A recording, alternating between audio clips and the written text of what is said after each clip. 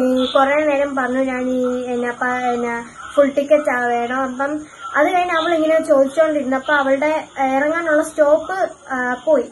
അപ്പം അവള് പറഞ്ഞു എന്നെ ഇവിടെ ഇറക്കാൻ പറഞ്ഞു. അപ്പം ആ കണ്ടക്ടർ പറഞ്ഞു ഫുൾ ടിക്കറ്റ് ഇല്ലാതെ ഇറക്കത്തില്ലെന്ന്. അപ്പൊ അത് അടുത്ത 2 സ്റ്റോപ്പ് കഴിഞ്ഞ് അവള് ഫുൾ ടിക്കറ്റ് വാങ്ങിച്ചു കൊടുത്തു. ഇതുപോലെ തന്നെ അവള് അപ്പുറത്തും ഇപ്പുറത്തും ഇരിക്കുന്ന ആൾക്കാരോട് 5ഉം 10ഉം രൂപ വാങ്ങിച്ചാണ് അവള് ഇന്ന് ഞങ്ങൾക്ക് ഓണ സെലിബ്രേഷൻ ആയിരുന്നു. അപ്പം ഈ ഞങ്ങളുടെ സ്കൂളിൽ നിന്ന് പറഞ്ഞിട്ടുണ്ടായിരുന്നു കളർ ഡ്രസ് ഇട്ടോളാൻ. അപ്പം ഞങ്ങള് രാവിലെ പോയപ്പോ ഞങ്ങൾക്ക് കളർ ഡ്രസ്സിൽ ST ഉണ്ടായിരുന്നു. പക്ഷെ തിരിച്ചു വന്നപ്പോ ഞങ്ങൾക്ക് ആ ST കിട്ടിയില്ല. ഫുൾ ടിക്കറ്റ് തന്നെ കൊടുക്കണം.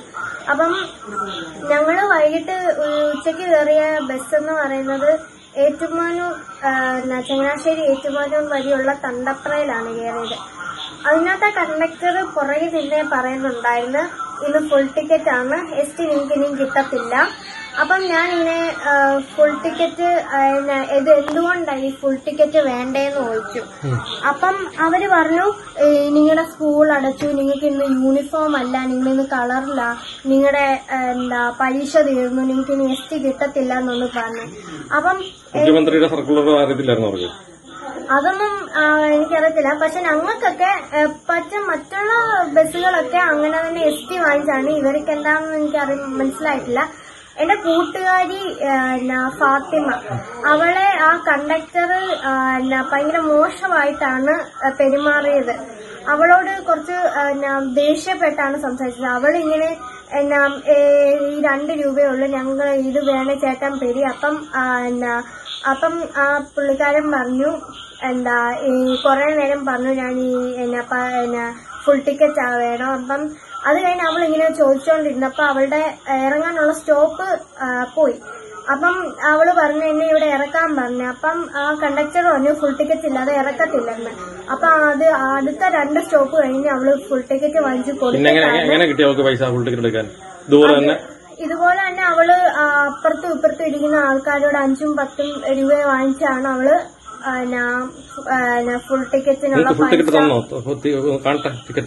ഞങ്ങൾക്ക് ഫുൾ ടിക്കറ്റ് ആയിരുന്നു.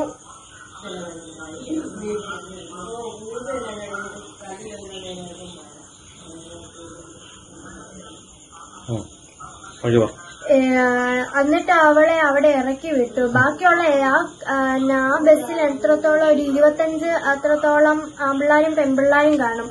അതിൽ 2 കൂട്ടരെയും ഈ ഫുൾ ടിക്കറ്റ് വെച്ച സാധാരണ ഞങ്ങള് രാവിലെ പോയ ബസ്സില് ST സാധാരണപരമായ 2 രൂപയായിരുന്നു. പക്ഷെ തിരിച്ചു വന്നപ്പോ ഉള്ള ആ ഒരു ബസ്സിന് മാത്രമേ ഉള്ളൂ അങ്ങനത്തെ ഒരു നിയമം വെച്ചിരുന്നത്. ബാക്കിയുള്ള ബസ്സുകൾക്കെല്ലാം ST ബാധകമാണ്.